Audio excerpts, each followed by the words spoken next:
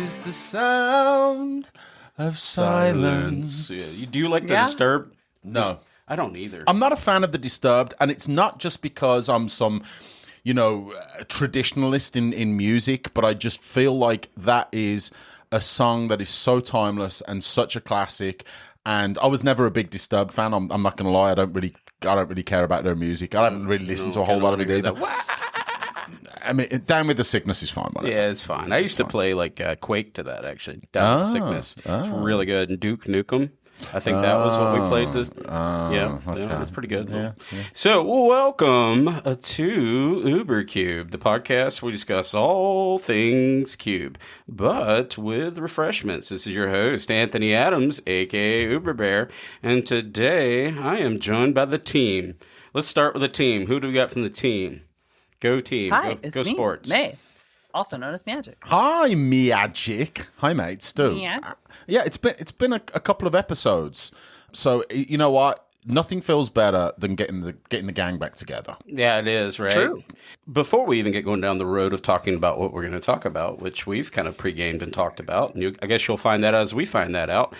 Uber Cube will be at Ravenfest on March 28th at Ravenforge Games for a charity cube event. And you're like, I already heard this before. Well, that's because Snowmageddon 2026 happened in North Carolina. Did. Shut down everything's roads. Power was down. Grids were down. Not in my neighborhood because, our power lines are underground. So less of a problem for me, but more of a problem for those that had, nobody could drive around. And the store made a great judgment call at Ravenforge Games, decided it was unsafe, as they should. Great job. And we're looking forward to actually supporting the community with this event. So if you want to come hang out with Team UberCube, we will have a couple of our cubes featured in the main event, and it will be kind of blended into other like Commander and Modern and probably some Draft and Sealed. I'm not sure what all. They're doing a whole day thing. It's actually a weekend thing, but we're on that Saturday. So come check us out if you want to hang out with us. We're looking forward to seeing you. But let's get to the topic. All right, the topic is weird. So we came over, long day, long week. We're like, if anybody thinks there's a lot of pre-planning, sometimes there is. Sometimes during the week while playing Magic, I have an epiphany. I'm like, oh, this would be a sick episode. But today I came in and Stu goes, what do you want to talk about? And I said, I don't know, man. Not a clue. Not a clue. Not a clue. All right, let's think for a minute. Crack open this lovely beer that we had. We already had one. We did. And we thought. And then we thought some more. Might have hummed some music. Didn't really think of it. And then we had a thought. The thought was, the little light bulb just kind of went off in my head. I go, why don't we talk about something that I don't think we've talked about before, but I can't remember. But if we have talked about it before, these might be new cards. I think this is a conversation that comes up organically from time to time, just when talking about our own cubes or other people's cubes or cube in general, where you kind of have like some kind of passion for a particular card. Could be an archetype defining card, could be whatever. But I feel like we've kind of skirted this, and now it's time to address it head on. Yeah, so something like this, what we're going to do, probably frames us up. So before we get going, here's the framework I kind of decided we're going to do as a team. We talked it out. What are our 3 favorite cards that we get excited about seeing in cubes? And there's a lot of cards. Like, there's a metric ton. There's like 30-something thousand plus Magic cards. But which ones? There's a lot of cardboard. But when you crack open a pack, which one kind of makes you, gives you the feels, right? A little joy, a little bundle of joy. And you're like, all right, I'm going to do this. This is exciting. I like what's about to happen. And then we're going to do one that's a little sad. It's our least favorite Magic card. Not because like or dislike so much, and we're going to debate on that, but it'll be kind of the card that when we open up a pack, it just doesn't spark as much joy for us as a traditional Magic card that we'd see in a pack. So as we present this, what we're going to ask is, as the listeners, we would like for you to tell us your 3 favorite Magic cards. Those Magic cards that spark the most joy for you. And it's okay if you say your least favorite. And if your person doesn't like to, focus on the negative and the least favorite, don't do that. That's fine. But I figured it's an interesting conversation. So, and this doesn't matter. This is from a broad array of cubes that we looked at. We looked at some of mine and some of May's and some of Stu's and some of Sandwich's, and kind of just did a general search because we killed about 35 minutes humming songs and kind of puzzling over it. And then we gave May approximately 30 seconds to solve hers when she popped online. So we're going to kind of do this we'll do this in kind of we'll each take turns going over our top 3, the ones that bring us most joy, or at least today spark us the joy, right? When we see them. and then we'll kind of go into our negative. We'll find a way to blend that and make that natural. But as you listen to us, I just kind of want to hear your thoughts, dear listener, on what cards spark joy for you and which cards kind of don't spark joy for you for no particular reason. But if you want to explain it, we'd love to hear from you either on the Discord, hit us up on the socials, or, the UberCube Gmail account, which will all be at the end. My lovely British friend will explain all that to you later. So let's get going. We're going to start out with our lovely Brit. What do you got, sir? Oh, well, thank you. Thank you very much. Okay, so all of mine, I'm going to kind of spoiler this, right? Actually, yeah, you're right. I gave him the international signal. Yeah, the little wiggle. I held up my little wiggle flag here. The little wiggle. Well, let's start. Magic, May, the wonderful. Hi. It's been too long. Tell us what drink you are having on this beautiful Friday. I'm just having water because I'm trying to be healthy. Good for you. I'm also trying to be healthy. So a good friend of mine, coworker of mine, we had this account at one point, and I won't go into the details of that, but in this particular location in Nebraska, and specifically in Lincoln, Nebraska, they had this bar called Kincaidor, this brewery. And my buddy James and I found this bar, and we found the most interesting beer that I have found. And when you guys hear me talk about brewing all the time, I finally have in my hands the beer that I'm always trying to clone, and I still can't get it quite right. But it's from that, it's called Kincaidor Brewery, and they focus on hot beers. Their whole shtick is pale ales, like jalapeno pale ale, raspberry pale ale. So I just so happen to have Kincaidor, their traditional jalapeno pale ale, and that is what I brew every year. Lovely. So I'm super excited about that. Well, what I'm going to expect then is that you drink that, you find some level of inspiration unseen before, and the next batch of Uber Bears hot brew, whatever it might be, knocks out the park. Because I will say, I look forward to your brew every you year. want to try this before I try this? No, you go ahead. Duty free. You go ahead. All right. You go ahead. I got myself a Rocket Science, courtesy of Uber Bear. This is from the beautiful South. It's an American IPA classic from Full Steam right here in Durham, North Carolina. And with that out the way. All right, let's crack this open. I'm excited. All right. So all of mine I want to say they're not just about the individual card itself. There's some kind of overarching either decision or design aspect or mechanic within the card that I enjoy, and there's the big reason why I've decided to choose these cards today. So, first one of mine is Curse of the Bloody Tome. This is 2 and a blue for enchantment or a curse. Enchant player. At the beginning of enchanted player's upkeep, that player puts the top 2 cards of his or her library into their graveyard. I've chosen this for a number of reasons. Number one, it's in my cube, right? And one of the stipulations that we set out for these cards is at least one of these cards must be in your cube. So it'd be a bit cheaty if you were like, all right, Black Lotus and the Moxen or something, right? So we wanted some kind of interest, some kind of individual element when it comes to the cards that we've chosen, right? So this one I like. Number one, there's always, in my opinion, a tension between two players, and especially even really to the casting player, when you've got this in this hand, who do I enchant? Because essentially it's a mill card that can either be part of a mill deck, it could be part of a reanimate deck. There's like a gazillion, you could put it if you've got a deck with Tarmogoyf in it, right? Or something along those lines. There's a lot of reasons to want to put cards in your graveyard. It's also at the beginning of upkeep, so it's something that obviously happens every turn, and I just really enjoy, and again, kind of the overarching decision why I like cards like this, I like the mill aspect, but I like the tension that forms now at the beginning of upkeep. There's a lot of cards that do things on upkeep, and so that's another one of these overarching elements of this card. But I just like cards that add tension and add a factor to the game outside of just get to your main phase, do something, go to your attack step, and then maybe cast a spell and move on. This is the part where I tell you this is one of my least favorite Magic cards because it's going to mill me, and people watch you on camera kill me numerous times, and then they've seen May kill me with these type cards, and then they've seen Preston kill me with these type cards. Sorry. I've gotten so milled out. I'm not sorry. I actually at one point ran this in Uber Bear's Horror Cube, but I cut it because of the misdirection where I wanted to encourage the idea of self-mill.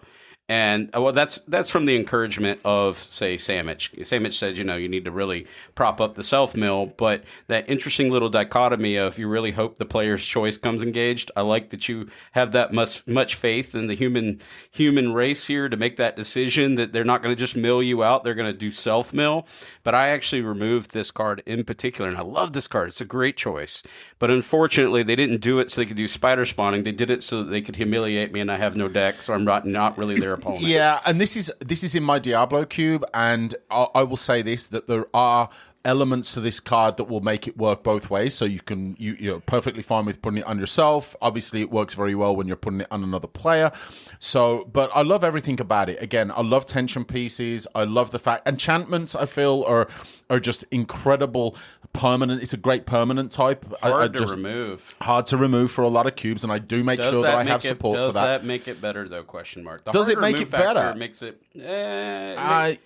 Okay. So at the end of the day, it's a 3-mana enchantment that, when it comes down, does absolutely nothing.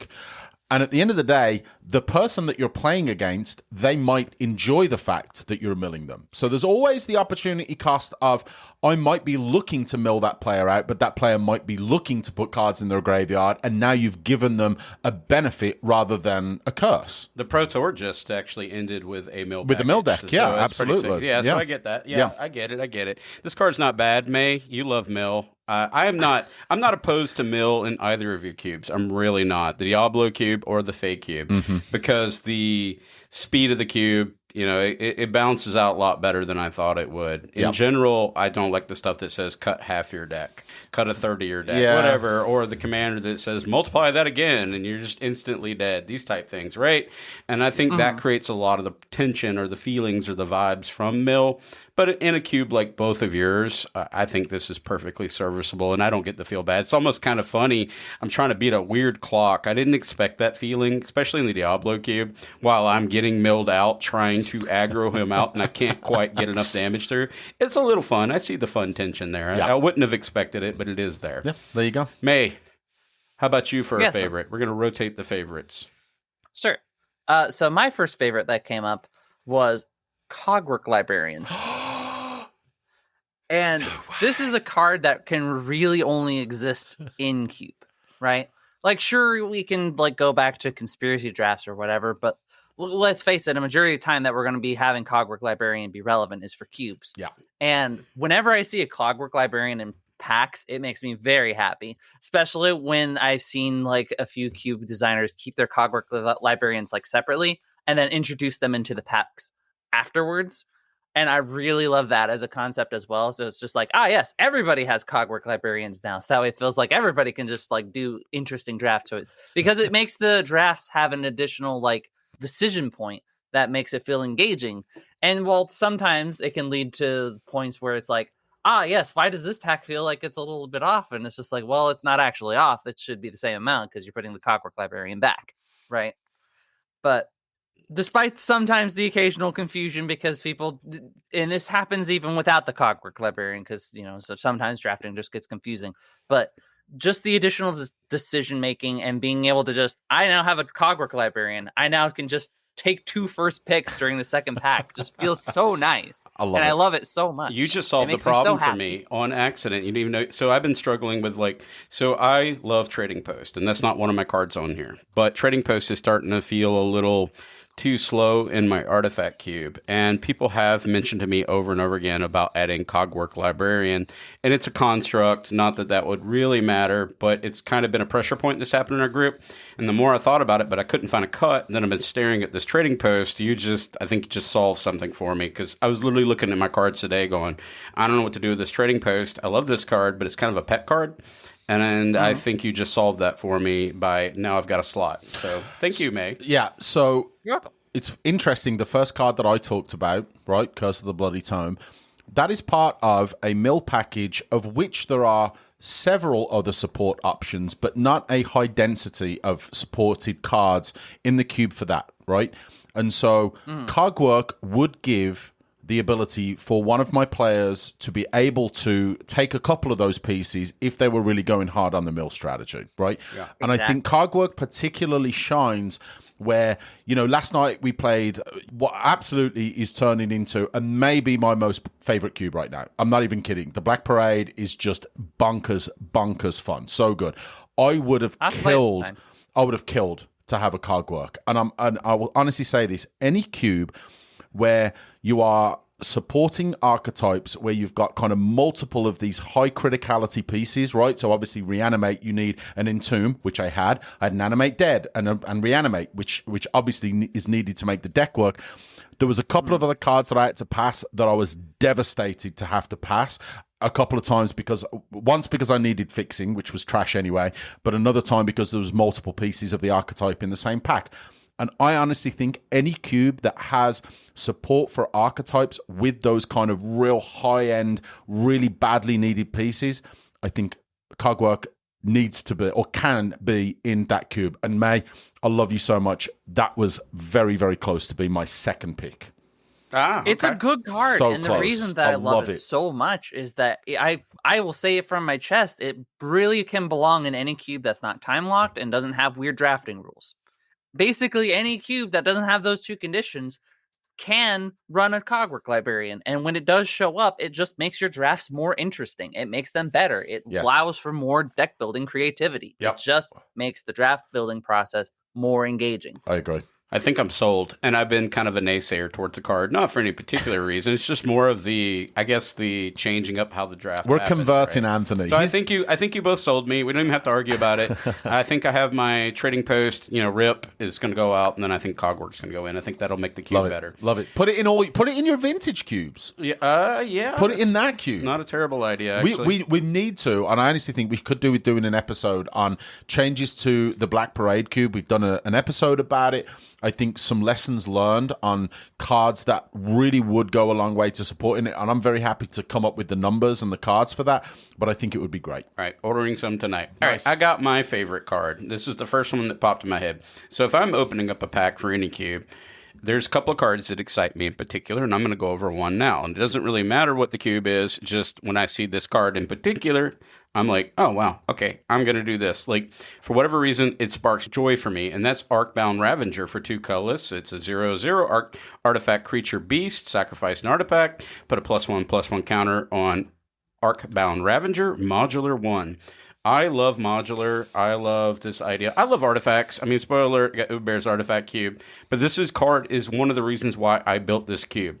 I actually had a copy of it, and when I first built that cube, this has been in there from day one. I love everything about this, even if it's a small micro synergy with artifacts, or you got a proliferation strategy in your cube, or it's just such a value little engine that rewards players for doing something sacrifice, so it can kind of fold into an idea of an aristocrats or an artifact sacrifice, or any kind of these suicide black ideas, or something weird that you're doing, which is less artifacty. I get that, but this card just opens up so many lanes and kind of gets the juices flowing for me.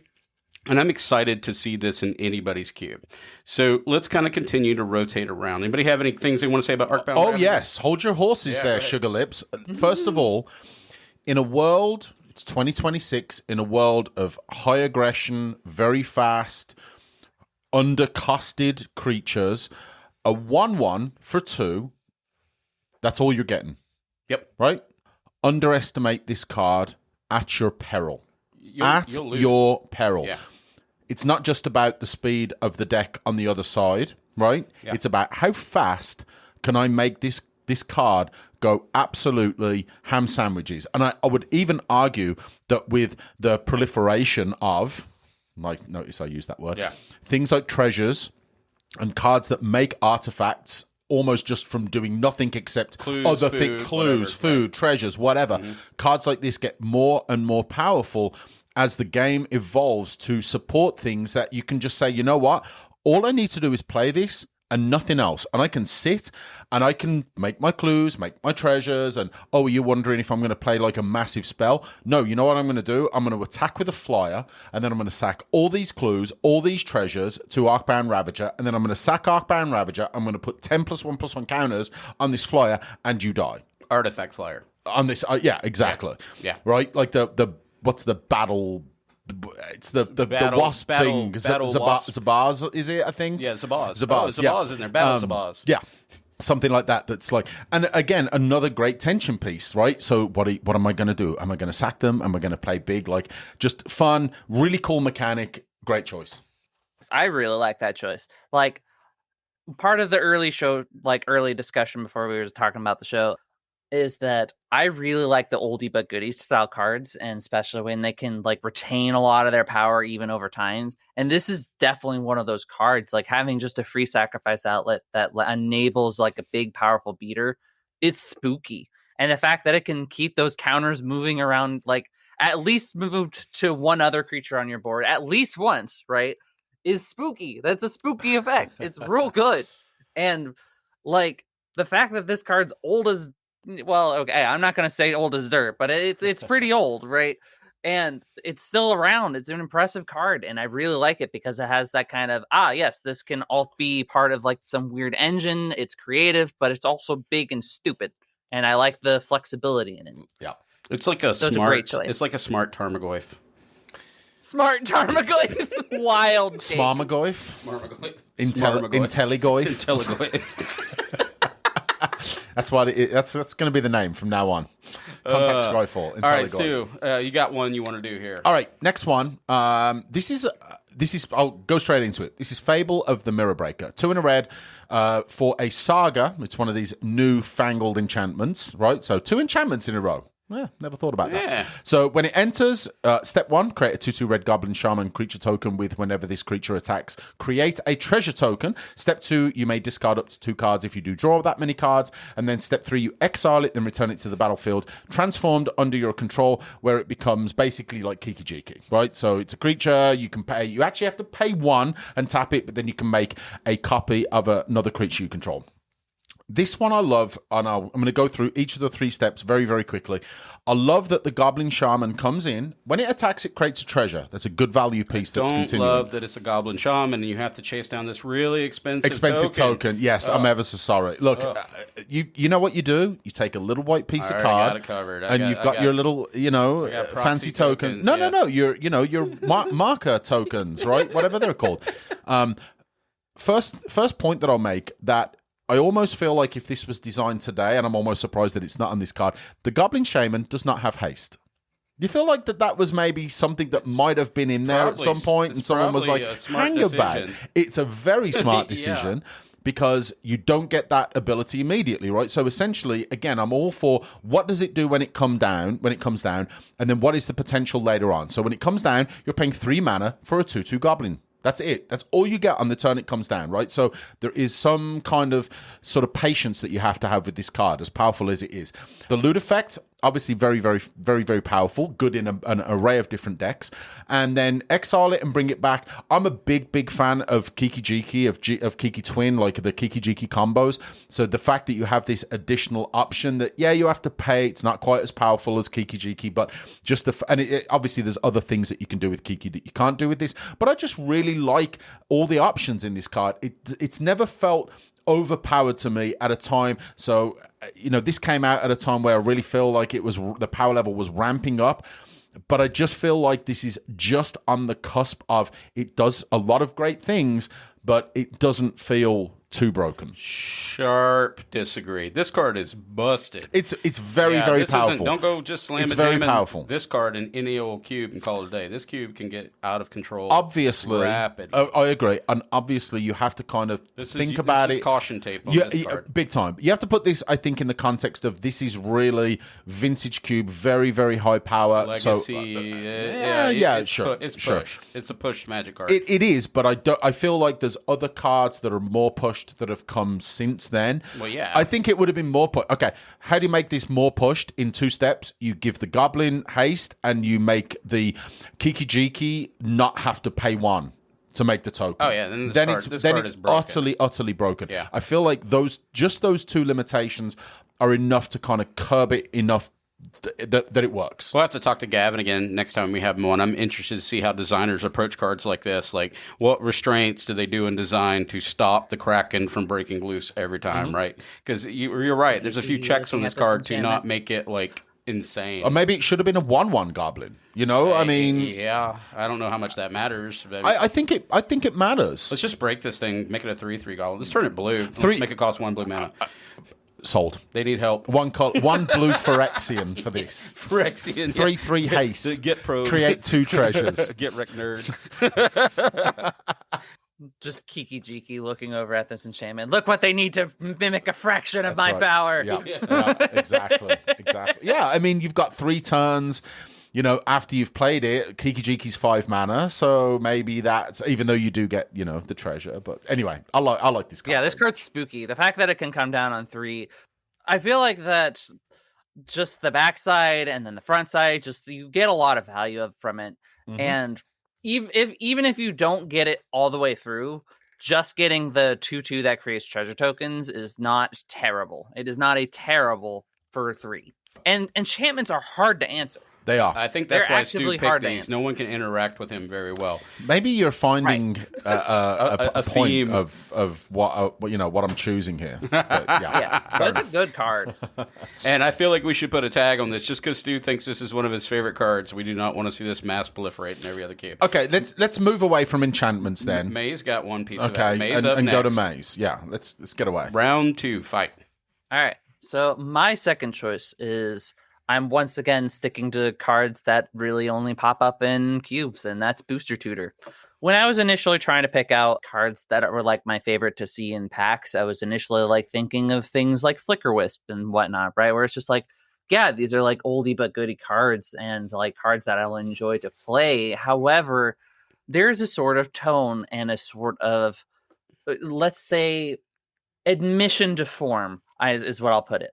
And the sentence may not make a lot of sense yet, but when you think about Cube as a format and the ways that we play it, we get access to cards that other formats don't. We get to play around with concepts that other formats don't. And I'm still going to forever be on the boat that there are a lot of uncards that are underexplored in Cube. Just, I won't say across the board, but there's just like a good number of just uncards that are unexplored, right? And Booster Tutor is really a diamond in the rough. And it's one of those cards that's really resonated in the Cube community because it took a card that's kind of memey, kind of funny, where it's just like, oh yeah, you got to search this random booster pack. And sure, you could take it like word for word. But Cube designers took it as, oh, instead of you literally opening a booster pack, you get to look at a booster pack from the like undrafted cards in the Cube. And that lets you get a selection of like good cards like within the environment that will probably synergize. And that's huge. Like, this makes it really strong in a way that, like, other formats never really got to take advantage of. And I really love it when cards get to do that thing. So whenever I see a Booster Tutor, it just has me really excited and giddy. And I'm going to first pick that thing immediately. Love it. Because it always has me excited because look, a little bit of the gambling urge is in there of being like, I want to open that pack. I want to see what's in there. I want to see what I get. I want to see the rest of the cube. Yeah, it's an extra. I'm more for the curiosity of it. Yeah, it's an extra pick one. There's also also the aspect of 360. You got to go to just 375. actually doing things for the cube. Again, that's where I kind of admission to avoid form, those type cards. You have right? to expand that special little subset. Joe Anderson, I know, loves this thing. I know people love it, and there's nothing wrong with it. I just don't want to have to. I don't want to have to account for other cards that are outside the draft. Like, that's the reason why I like to keep the 360s, because I know all of my cards came home safely when they display their 45s. But I could see its merits. So it's fun. It's exciting. Yeah, I think you could kind of get around that in a couple of ways. Number one, you could have a specific 15 cards that are just for Booster Tutor, number one. Number two, you could always, whenever you draft it, you just take a random pack of whatever, man, to pick a set. Go to your LGS, buy a pack of cards, and just take that with you. Yeah, it's a little expense and it's a commitment to the card, but is that worthwhile from a gameplay experience?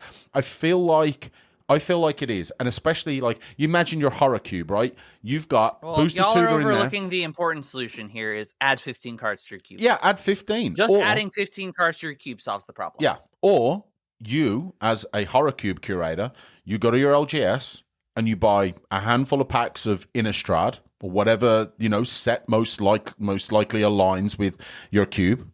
There you go. But you got to sleeve them and double sleeve them. No, you don't. Or you just put basic lands in the extra No, you just have one sleeve. All you need is one extra sleeve. pack. I'm just teasing you. Come on now. All right. Yeah, I get it. It's a cool card. I like it. It's fun. The draft matters. I'm not. Anybody can pick this up. I'm not 100% sold. It's not a like or dislike. It's just Magic is already hard enough, and disrupting the draft. I have through experience recently begun to appreciate. Well, this doesn't disrupt the draft. You play it during the game. Yeah, I've started to learn. Like Cogwork Librarian was something that I frankly had never really played with up until recently. I know everybody talks about it, and some cubes run it like as an emblem and do all these things with it.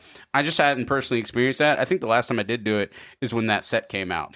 I had a great time with that. It made sense to me, but post that, I just hadn't bothered with it for a long time. So it's a little foreign to me, but it's okay. It's growing on me. It's growing on me a lot. I kind of want to go over my next card. This is one that brings me joy. But before I proceed, again, dear listeners, I want to remind you, we want to hear from you. Give us your top 3, your favorite cards you want to see in Cube. Hit us up on our different socials and let us know, if you so desire, what your least favorite card is. I kind of want to, even if it's a little bit of discourse to it, it's okay. Something to talk about. And we can talk about that in a future episode. But here is my round 2 fight. I like Diabolic Servitude. This card, whenever I see this in a cube, I get excited. The art is exciting for 3 colors and a black. You get an enchantment. There's an enchantment thing again, so I'm guilty too. When Diabolic Servitude enters the battlefield, return target creature card from your graveyard to the battlefield. When the creature put onto the battlefield with Diabolic Servitude dies, exile it, and return Diabolic Servitude to its owner's hands. Got that Rancor type vibe, right? Mm-hmm. When Diabolic Servitude leaves the battlefield, exile the creature put onto the battlefield with Diabolic Servitude. It is like a recurring nightmare at home. It's a fixed, and thank you, Shoop, for actually finding the words. Our good friend Shoop said that to me recently, and I added this immediately to Uber Bear's Horror Cube, because the art is fantastic. Yes. Like, it's if you don't know this card, I just love everything about this art, and it fits my vibe and my theme, but even in like a peasant cube or a lower powered cube or horror genre cube or wherever you want to put it, this card's exciting. I like the fact that it can kind of keep churning, gives you some motivation to keep doing the thing, right? Rancor type vibes. But it's not broken. It's a fixed version of Recurring Nightmare. And I think that's why I like it. And it costs more. So it's really fascinating to me. Brings up a lot of engine pieces. Yeah. So, slower engines. It's going to be a slower cube, but that's okay. Sometimes you want to play a little bit of, slow your roll. Even in the, say, Art Uber Bear's Horror Cube, I've got some faster pacing in there. But there's some decks that have the time and the mana acceleration to be able to pull something like this and just start getting those pieces churning. These type cards can spark joy for players, makes them feel smart. Anything that signifies an engine is really inspiring to a player for anyone that's new to the idea of cube. Yeah, I agree. And I like the sort of Recurring Nightmare at home from, Temu Recurring Nightmare conversation. Like, yeah, that obviously not as powerful as a card like that allows you to just go nuts and keep recurring. But again, very cool card. Love the art. Obviously, some downside to it, which is where that, from Temu or at home with the exile effect, but a fun card and definitely kind of a build-aroundy kind of card, which I obviously like. I think that I am a personal enjoyer of little engines and whatever cards in your deck that let you build weird things around it, and this is definitely one of those things. And Diabolical Servitude being the Temu version of Recurring Nightmare, yeah. Of other better reanimate engines, but other better. The fact I am not going to be one to judge that because I throw Strands of Night in the fake cube, right? So, something like this is neater. So I am not excused from throwing judgment here. I think that this is a neat card and it encourages creative play, and especially in slower environments that really let you take advantage of that repeated value is real nice. I like this a little bit more and say, I like classic card Zombify. It's a neat card. Love the art. But this is like a more powerful version, anybody looking for that. And it does fit a lot of suite. So anybody looking for a card, I think this is a more dynamic card than something like, say, its comparison would be Zombify, right? Or you don't want to go so powerful that you're doing Reanimate, right? This is a fixed version of Reanimate. Get that kind of, just get that value engine. Any kind of churn decks or Graveyard Matters decks. Even if this is your 4th or 5th or 6th worst version of a Reanimator card, it's still still inspiring. People aren't sad to take a card like this. They still will have fun with it. They may not get the 3-0 with it, right? But that's okay. They'll get the engine feeling. It'll make them. It makes them It requires enjoy a lot of your pieces. cube. It requires a lot of setup. Yeah. but it's worth it. Yeah. Agreed. Very cool. It gives choice. the Johnny player scratch. Yeah. That little scratching the itch. All right, Stu, you got one this is a new card. Just came out. So Stu actually gets early access to Teenage Mutant Ninja Turtles and Star Trek. Yeah. So this is a Star Trek card? Yeah. What do you got? Exactly. No, all kidding aside. So this one really doesn't require a lot of conversation. I'm not going to go too deep it does. into You it. picked the wrong art. Let's just stop you there. Okay, I picked the first art that came up on Scryfall. So this is Library of Alexandria. Very simple. Land, tap to add 1 colorless, or tap to draw a card if you have exactly 7 cards in your hand. Anthony and I have kind of gone back and forth on this card. Anthony's never been sold on Library. I'm not quite sure why, but I will say I've played this card enough to know and understand how powerful it is.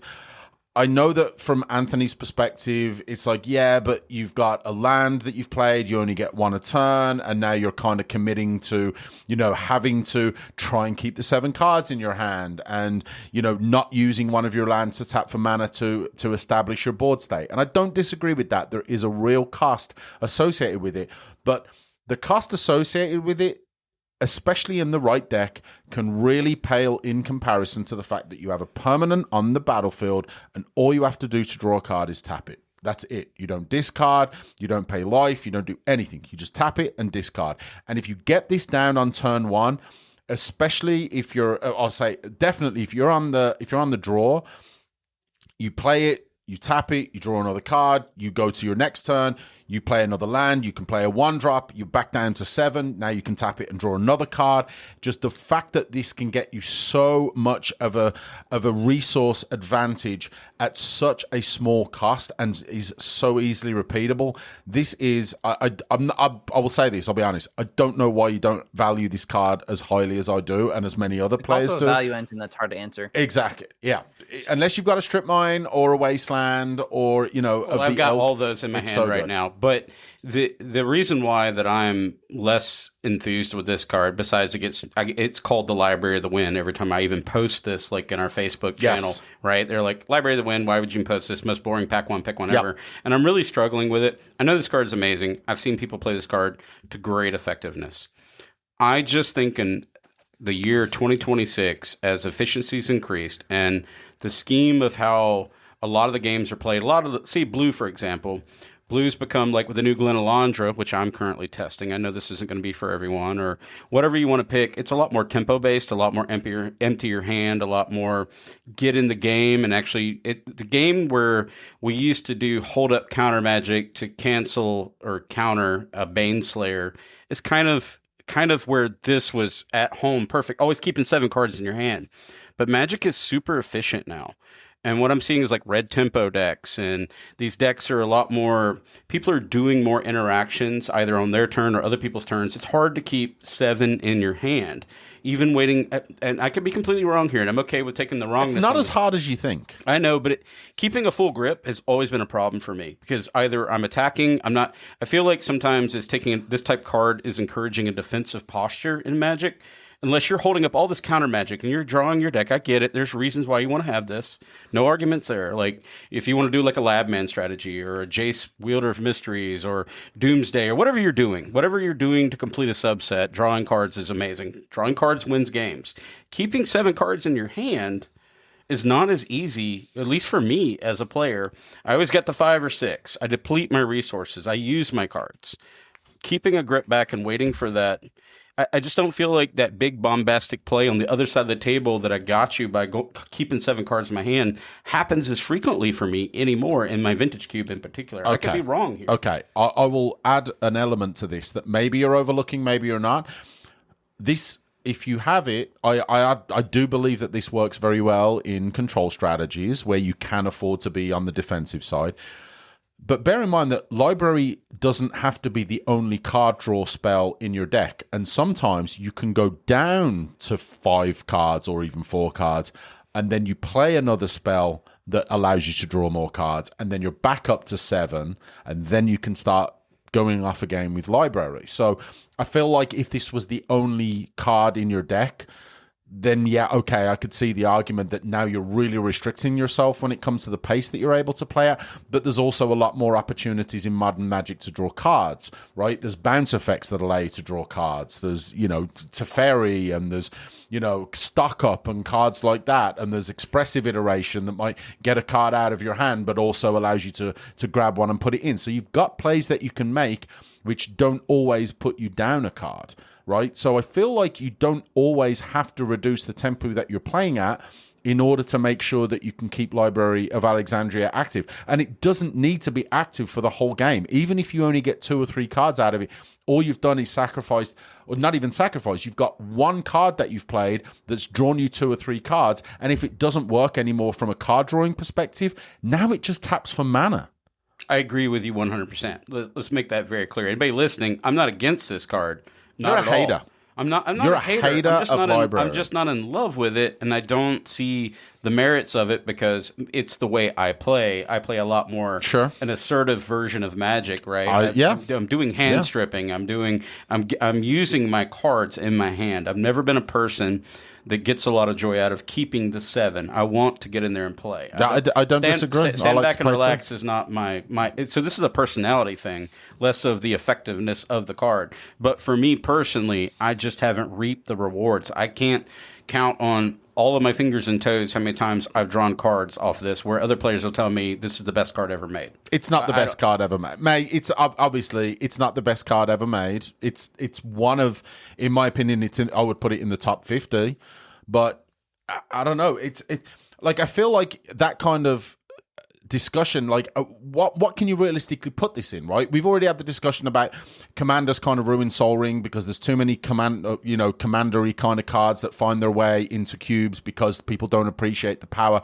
May, do you think you could throw this card into one of your lower powered cubes and you would be able to get away with it because, play style, whatever? I don't know. I think I'd do better in a lower powered cube because your mana efficiency would actually have you have more cards in your hand. Maybe.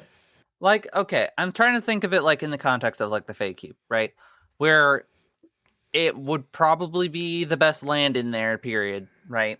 And whether or not that's actually a bad thing, I think that it would be kind of problematic because you can easily hold on to 7 cards in your hand a lot better in that environment.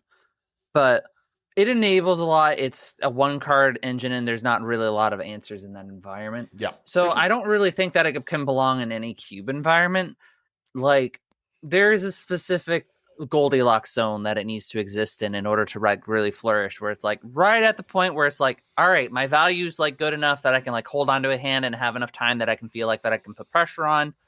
But it's also at the point that people can feel that they can respond to this powerful of a value engine. Yeah. Because I am not going to discount how powerful the card is. However, there is a significant opportunity cost that comes with it. And I don't think that it's entirely unfair to say that because the efficiency of Magic has increased so much and just cards do so much now, that you having a bunch of cards that do so much, you kind of have to hold back a little bit in order to get that power, right? Yeah. Yeah, and sometimes, like I say, I love the opportunity cost. I think is a great term for it, right? If you're playing this in a very high power cube where you've got a hyper aggressive deck like your typical Boros aggro, then all of a sudden you're thinking, well, can I really afford to take a turn off or take one of these resources to draw cards and not establish a board presence because I'm getting swung at for 2 and then 4 and then 5 and then 8 or whatever, right? So yeah, I don't disagree that there is a real opportunity cost to it. But I feel like the opportunity to continue to be able to add resources to your arsenal at the cost of, again, just a land that does tap for mana, I feel is very, very powerful. And I would be cautious, obviously, for a lot of cubes, but I would be very, very happy to take this pick one, pack one. Most of the time. I'd rather have a currency converter, not a land. You do you. You do you, fam. All right, May. Third and final favorite round 3. Hit us. So for my last one, I decided to go with an oldie but a goodie. I don't know if it's really relevant in higher power environments, but it's still relevant in a lot of like pauper, peasant, low power. It's still relevant in a lot of like even like medium power to upper level power environments, and that's Mole Drifter. I It's the love classic Mole Drifter. two-two. Yo, Classic yeah. 2/2 flyer for 5. Yeah, my with the forehead vote. got all sweaty when you started talking about Mole Drifter. Mole Drifter, I was trying to like go like sift through the card list and think of anything that I could be more excited for than a Mole Drifter, and it's really, really hard for me to think of any other card. Yeah, because Mole the thing Drifter is, and Ephemerate, then I'm more excited. Let's go. because here's the thing, right? Mole Drifter is one of those cards where it's good on its own because, like, okay, great. Its floor is that it's just a creature divination, right? I can just use it to draw some cards, get some consistency, and then later it can just be like a 2/2 flyer that gets me some cards. That's okay. That is okay. But nobody's only using it for that purpose. People are trying to get the most out of it, like Ephemerate. But I would also say, if you're doing like the looping reanimate packages, if you're doing the flickering packages, you're trying to do weird things with stuff on the stack Diabolic packages. Servitude? Like the whole point of Mole Drifter is that it is a kind of core part of a lot of these engine packages, because it's like, this is your payoff card. This is your thing that you are trying to flicker, that you're trying to reanimate over and over. This is like the thing that you're just like, I'm trying to draw a lot of cards. I'm trying to generate a lot of card advantage. I'm trying to do something stupid. And Mole Drifter is just your guy for it. And to this day, there's like always cards that are like Mole Drifter adjacent or Mole Drifter-esque or Mole Drifter lights, right? But Mole Drifter itself just kind of cemented itself for a lot of people, right? I think Mole Drifter might be the downfall of what we see with Fire Design Magic, where a card enters and does everything, right? Mole Drifter is the perfect card. It's the original sports car that we saw, right? The divination with wings. We all fell in love with that. Not everything is divination with wings. So now everything's, we don't call it a Mole Drifter anymore, but it's, ETBs and all these things. And that Fire Design, that's kind of, but it's funny you should mention that, because the Black Parade, I wanted to embrace the idea of Mole Drifter again. The card is just elegant. It's a beautiful card. I'm never displeased to see that in a cube. I'm excited to draft it. It's just something about that card sparks joy. No matter what era of Magic you played, no one ever gets upset about seeing a Mole Drifter. It's a little cute little value. You know what makes me happier than seeing something like a Flicker Wisp or seeing something like an Ephemerate or seeing something like Reanimate, etc.? Seeing a Mole Drifter first. Yeah. Like getting the Mole Drifter first and then getting those things, I'm just like, I'm making some cardboard. Yeah. Yeah, and I think it kind of represents, I would say, not as much for me, even though I do remember when Mole Drifter was a very, very powerful card. Unfortunately, it's been priced out of the more modern vintage cube. And I love there it. are better Quantum options Riddler nowadays. ate its lunch. Yeah, exactly. So I feel like there is some amount of like looking back with wistful enjoyment of, the magic of years and years ago, right? But I think that, and I will also agree, it's kind of, we've been set up a little bit in Modern Magic, because that was like, oh, look, you've got this 2/2 flyer for 5, it's expensive, but you can evoke it for only 3. So you've got these choices that you can make, right? But then you look at what happened with Evoke and what happened with things like Fury and Grief and some of the tension, more so in the constructed formats. I actually don't think I don't think Grief is great. I think Solitude and Fury are bonkers good. So I feel like maybe that Evoke kind of negativity has been formed because of those cards, and it's unfortunate that maybe Mole Drifter might get caught up a little bit in that. But I think from that retrospective view of what Magic represented those years ago as kind of, some of those fun and optional, tension kind of cards, it's lovely. Divination with wings, baby. Love it. Love that. Love that card. Excellent choice. Yes. All right, Anthony. Round 3 of Fight. Here's my last one. This is a card that actually, when I open this up in a pack, I don't care what cube it is, I get excited. May, you might like this one. Giant Killer. This is such an odd card, but Giant Killer for 1 white. This is going to be a human peasant, and this is going to be a split card, adventure card. I love the modality of this card. So 1/2 of this card is the instant for 2 colors and a white. Destroy target creature with power 4 or greater.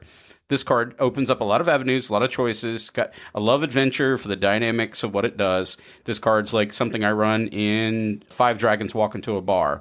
I like to see this in, say, the Fey Cube or A lower powered cube, anything that actually has like some cubes have the payoffs that say, for example, creatures was it ferocious 4 or greater. This thing will eat their lunch. I love this. I run this in the 2-headed giant cube, but for thematic reasons, it's really fun. The part that I love even more about this card, and something that I miss in Magic, and I like it when we see it, for 1 colorless and 1 white. The other side for the peasant part, tap target creature. So it's a tap effect. This has got some neat little interactions with it. So it's a removal spell and it's a tap spell, or for lack of better terms, right? Sure. It's pre-stun.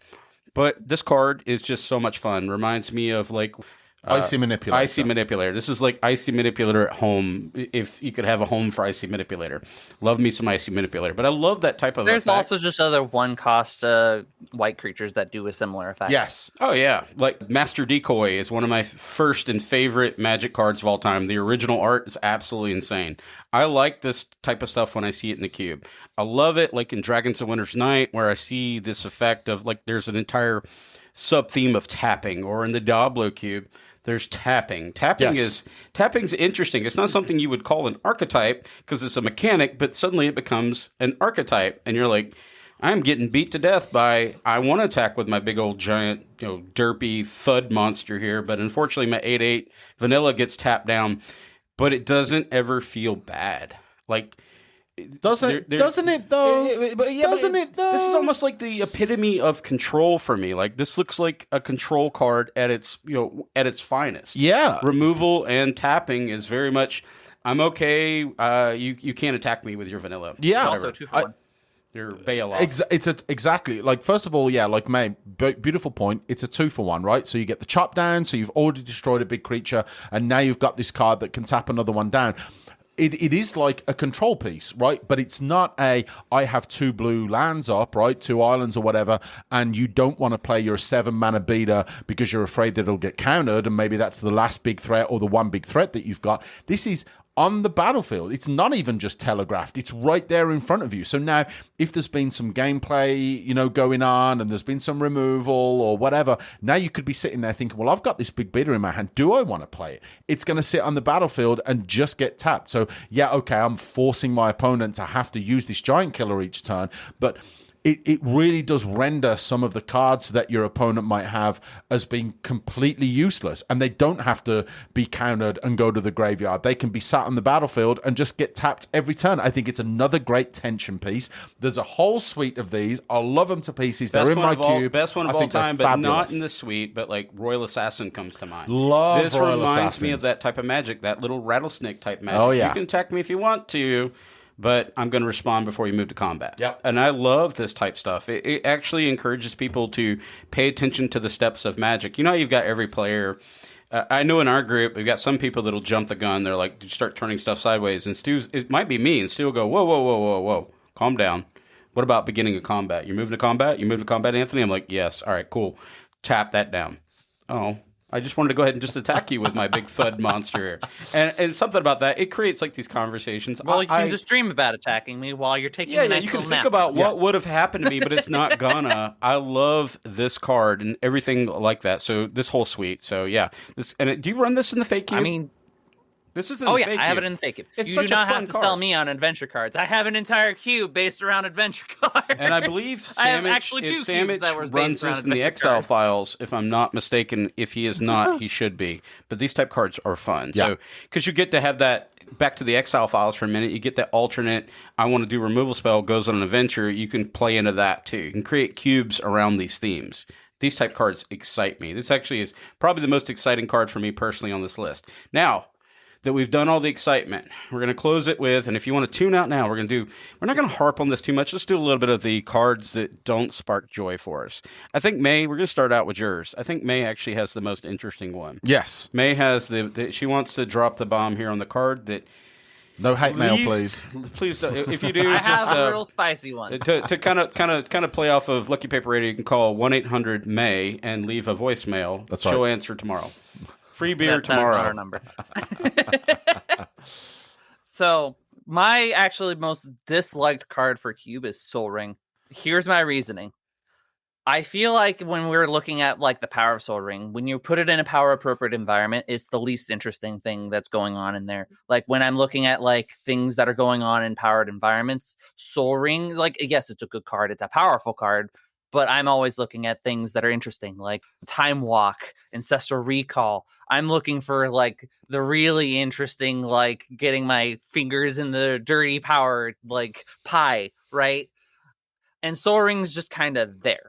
When you put this in a pack with like a bunch of Moxen and whatever, it's just another powerful piece. Yeah. Right. Don't get me wrong. Some people could argue that it's just like, yeah, it's on. Some people could argue it's on the same power as the Moxen, but like, but I would say it is. yeah, It's right there. It's not a bad card, and in the appropriate place, it fits in. It's just not the most interesting piece. Yes. Because there's just more interesting, more powerful cards that exist in Magic that if I'm playing powerful Magic, I'm going to be more interested in. Which is why I'm not super excited when I see it there. Like, am I going to be more excited seeing a Black Lotus or a Soul Ring? Am I going to be excited seeing a Time Walk or a Soul Ring? Right? Like, sure, Soul Ring's good. It's powerful. But, like, these other things do powerful, interesting things. Yeah, agreed. I'd rather see a Soul Ring. The Black Lotus? Now, for the real reason that I actually no, dislike Soul Ring is for when people put it in inappropriate power levels. So, for example, Peasant Pauper Cubes, because it's a relatively affordable card. It's at uncommon. It shows up in every commander deck. People try to shove it in their low power environments. They try to shove it everywhere because it's just a commander card. And, like, don't get me wrong, you can throw it into like your commander cubes and probably be fine with like your upper scaled like commander cards, like especially for like the Commander Legend style drafts, right? And well, the comedy of this is, and not to interrupt you, but like I get a lot of people that post on our Facebook page. This hasn't happened recently. Maybe the message is getting across. But it has happened in the past. They go, hey, I built a new cube. Can you guys look at it and give me your advice? First thing I scroll to, always, is the colorless section. And I look for 3 particular cards every single time. And it's because they probably were a commander player that's built their first cube, and that's fine. And they've got this stockpile of the Soul Rings that came in every free... is it every the banned pre-con. mana crypts as well? No, it's okay. Look for 3 cards, and it's going to be Skull Clamp, Soul Ring, and Jitte. I see those over and over again. Like, here's my brand new pile of cards. I've built this my first cube. I'm taking off from here, and it's a well-designed cube, not pile of cards. That's a bad way of saying it. But here's my cards, and then I always look for these 3 cards. And the first one, I always scroll down. I just scroll down the bottom before I even start. Is there a Soul Ring in here? Nope, no Soul Ring. All right, cool. Because Soul Ring, you're right, is egregious in... it warps your environment. It just warps your environment. It warps because the if game somebody experience. manages to draft the Soul Ring and have the Soul Ring and manages to play the Soul Ring, they're just at such a large advantage, and you're in low power. Yeah. Right? Yeah. You're in low power. It warps the game experience overall, the fun factor, the exchange, right? They're turns ahead of you at that point. They might as well just have talked. I hate it in Commander. I'll be honest. This isn't a Commander podcast, but I hate it in Commander as well. I just joked about that the other day. So I had my pod banned it from Commander. Good for you. My pod does not play Soul Ring. Well, you should write your senator and your governor right now and tell them to remove Soul Ring from Commander. It can't happen. The fact that it's there, I'm going to run it if it's available to me. If it wasn't printed in all the precons a la Mana Crypt, then you could maybe make the argument, but it's just been printed in all the... They're not going to ban it. The fact that Soul Ring wasn't on the ban list and they're talking about Ristic Studies makes my brain boil. People have weird feelings about Soul Ring in Commander, which is why it's a whole thing. But in Cube, there is no such pleasantries. No. Right? There is no such place or spirit or weird argument to make. If this is sitting in your like low power environment, it doesn't need to be there. It should not be there. It's a problem. And it happens more often than not. And that's why it's a problem. And that's why I dislike this card so much for Cube. Because it just pops up everywhere that it shouldn't. And the places that it should, they're just more interesting options. Yeah. Welcome to Soul Ring. That's why it's my most disliked option. All right. It's not a bad card. I'm not going to fault you for picking Soul Ring in a pack. I'm not going to fault you for having Soul Ring in power appropriate environments. Yeah. Right? Stu. But that's why I dislike it. Soul Rings. Our new T-shirts we'll wear with Ubercube is Soul Ring sucks. We'll just wear that shirt. All right, Stu, what do you got? I think Soul Ring sucks. Yeah. Get the T-shirts, put our logo on it. Soul Ring sucks. $20 a piece. So, my choice. I've chosen Minsk and Boo. Boo. I know. So, it's not just specifically this card, but it's maybe a bit of dissatisfaction I have for these really pushed commander cards that have found their way into Cube. And you could maybe go all the way back to, and apologies, my card remembering ability kind of, it gets goofy sometimes, but the 3-mana blue creature that has protection from your opponent, the name escapes me now, but there's cards that have been created for formats where... Something Nemesis? Something like that. That have been created for formats that are appropriate for when there are 4 players sitting around a table at a free-for-all, okay? And Minsk and Boo literally has printed on it, it can be your commander. I almost feel like if I was Wizards, and I'm not, or if I was every vintage cube or whatever cube curator, you're a shaman at best. I feel like anything that has any commander reference on it should just be soft banned from cube. Period. I feel like cards that are so specifically what about designed. commander cubes? No, well, commander cube is a different story, right? But are you playing a commander cube in a 1v1v1v1, right? If it's a multiplayer free for all, yeah, they do.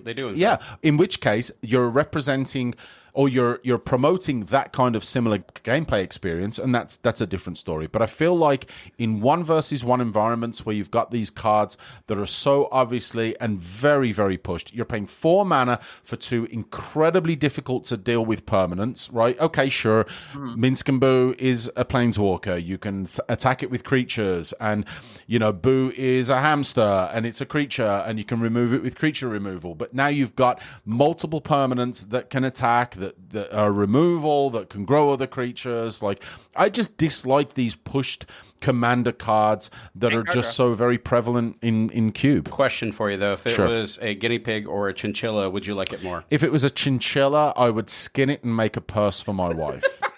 A wallet. I'm just putting that That's out there. violent. Or make a wallet, sure. Well, I was going to help defend your point before the chinchilla. No. Because I kind of like chinchillas. Chinchillas are so cute. And I could make similar arguments. Actually, Anthony mentioned when I first talked about this card when we were pre-gaming, there's things like 4 Theolingus as well, and 4 Theolingus isn't a... Is it a commander card for Theolingus as well? It's Monarch, but I think it was really intended for commander in its sense, right? I don't know when I don't even know when it was printed. The eternal design of it was from Lord of the Rings. So it was Lord of the Rings. So I don't know if it was one of the Lord of the Rings specific commander. It would have been kind of an eternal world kind of. It never was meant for Cube, but then we take these effects and we put them in a 1v1 environment that warps them. You were talking about True Name Nemesis. True Name Nemesis. Thank you. These cards were never intended to be played in that format. Yeah. Which we do because, we fall under that pressure in that particular community of Powered Vintage that you have to run this card. It's groupthink. It's what it is. And I think the comment this is one of those cards that is just, this is one of the cards that started, it's amongst the many that began to do the downfall and the inspiration of Vintage. Not the downfall, that's a bad choice of words.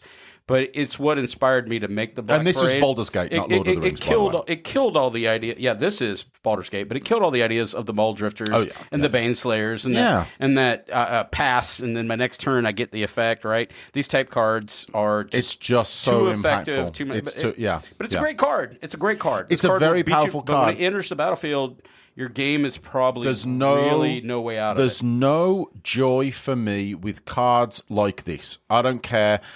There's just nothing that I look at with this card that makes me excited to play it, because it's just a card that is designed to, hey, put this down, get your creature on, start turning it sideways. I don't like... I don't know. I just don't like cards like that. Well, interesting point to like this is, and somebody might be thinking this because we're not trying to do the complaint episode. With a card like this... So Stu doesn't like it. He doesn't want to play it. Somebody might be thinking, well, just pass it. Well, he passes it. He loses to it. I do. So now you actually use a draft slot. Oh, I'm taking it. You I'm have just to hate take drafting it. You hate drafting. This type card does inspire hate drafting. Yes. If I'm off base, I'm off base. And listeners, feel free to let us know. This card does create that kind of, it's not a necessarily good, healthy tension. It creates, I could have taken a card that's better from my deck, but this card, I know for a fact, if I allow someone to have this and I have to face them, there's a good chance I'm going to lose that game. And those aren't necessarily the most healthy choices sometimes for Cube, in my opinion. I agree. I'm going to segue a little bit, okay, as part of this discussion. I actually saw a comment on Reddit a few days ago.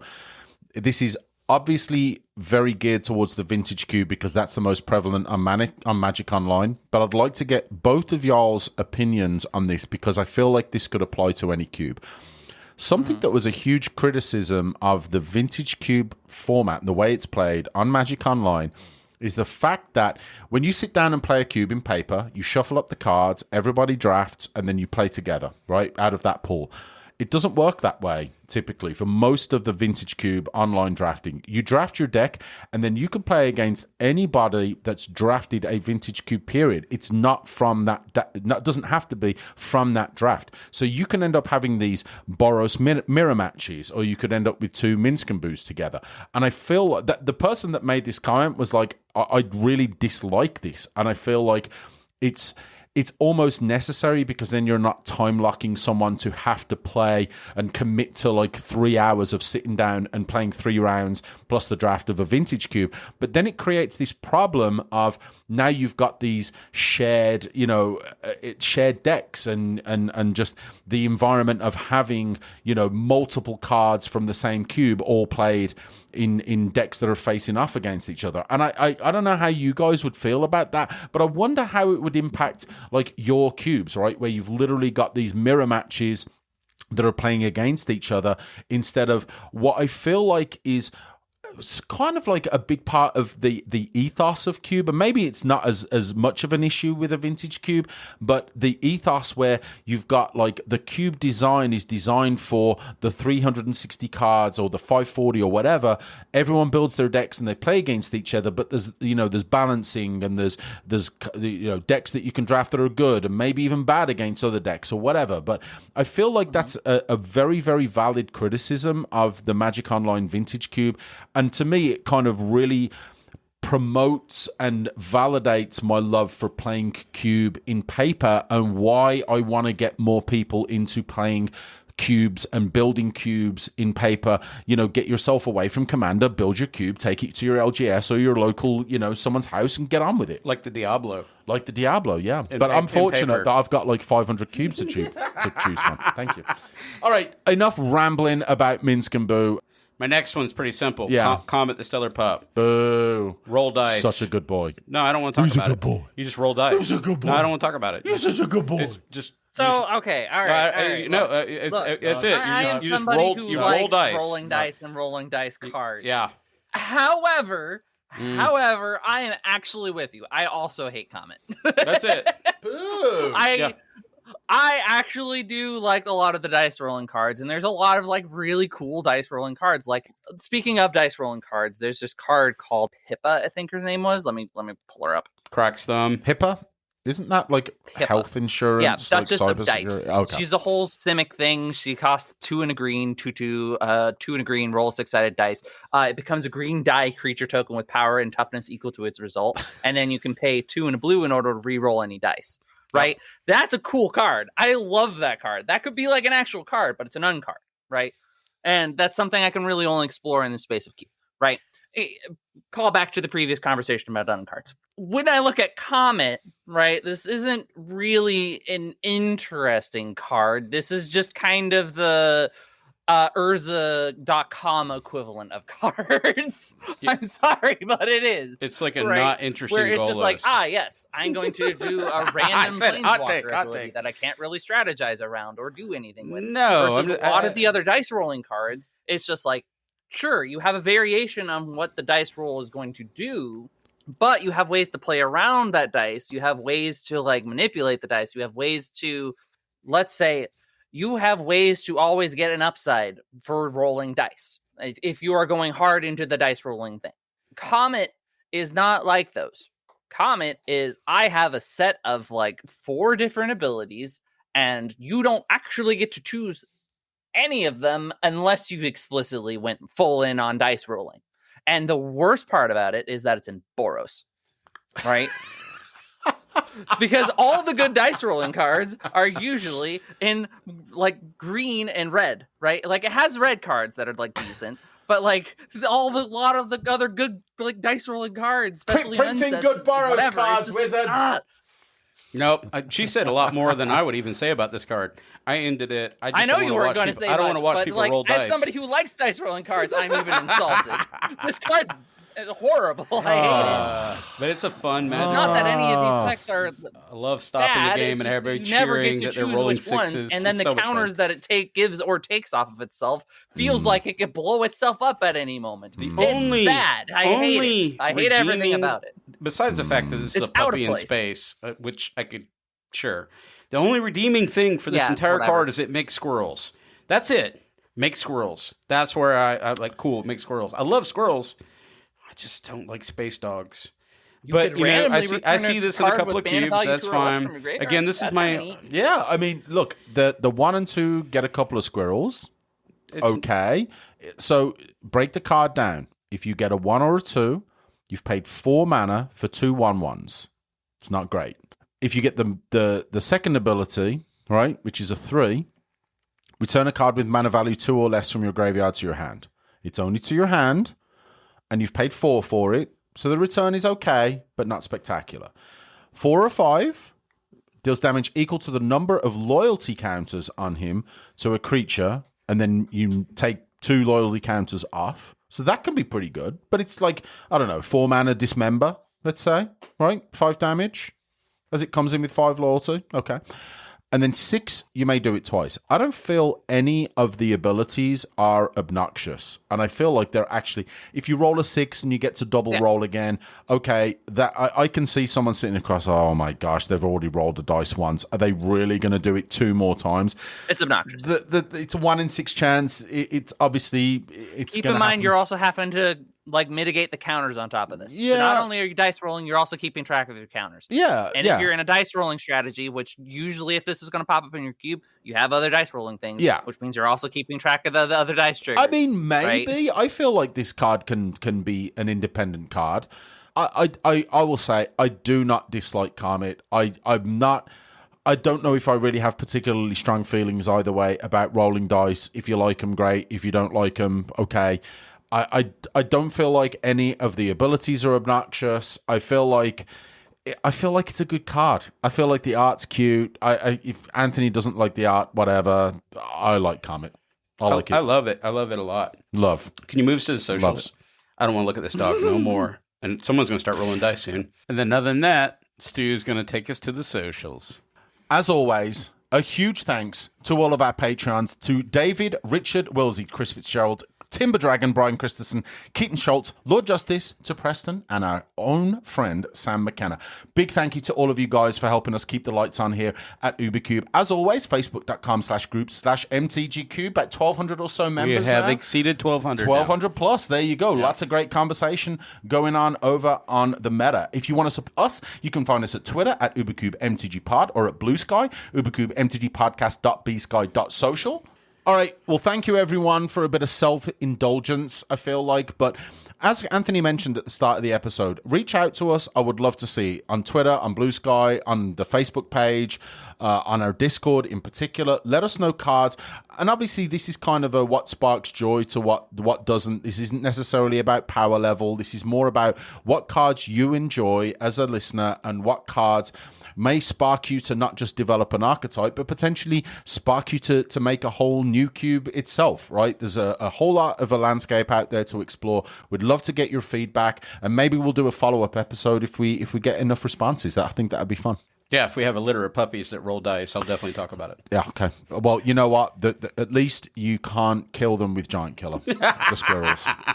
They're squirrels. They're squirrels. But you can All sack right, them to other than diabolic that, servitude. we're going to say the thing that we always say here at Overcube is Happy cubing. Happy rolling. Comet Stellar Pup. They see me rolling.